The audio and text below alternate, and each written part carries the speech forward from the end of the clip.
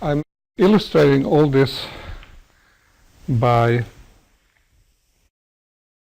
giving you, binary dynamics, which is a very simple dynamic. Everything is possible, but if you go this way, you're slightly different stability than go other way, and the periods are different.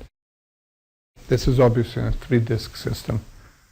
For example, in 3-disk system, the shortest periodic orbit is like that, and that's also least unstable. It has 3 copies, but we know how to use group theory to make it into one. And this guy is longer, and it turns out to have slightly different stability and slightly different period because they're all moving with velocity 1, so this period is a little bit longer by some square roots of 3 and God knows what. So it's not so bad, the shadowing. Shadowing might work pretty well. Now what happens for prune dynamics? What happens if you have a finite alphabet? In that case, what you do is you first go through the discussion that we had for transition matrices.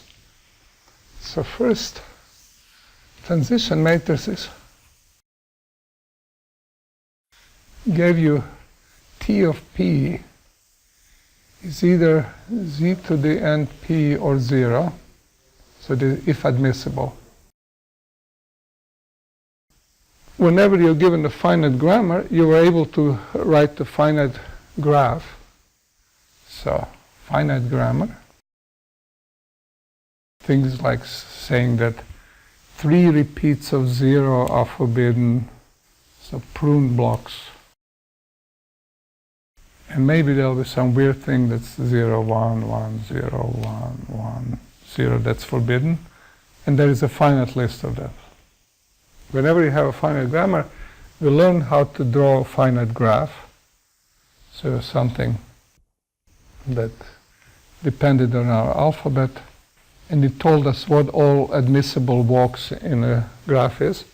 And then for every finite graph, we know how to write the topological zeta function in terms of interesting itinerary. So that of 1 minus topological zeta function. It was 1 minus T0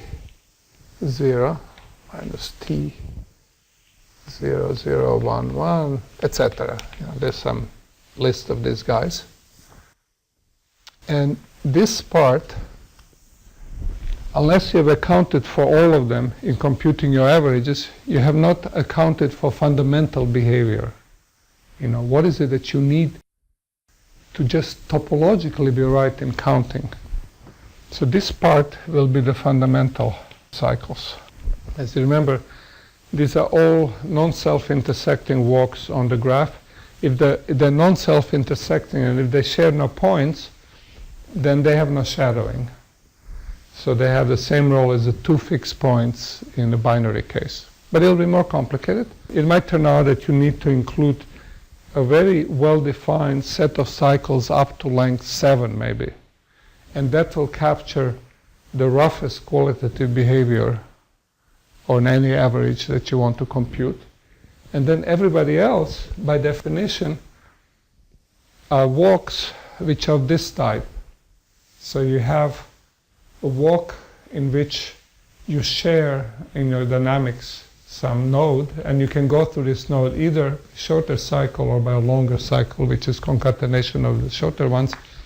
And these are the guys which will give you the shadowing contribution. So the theory will work like that.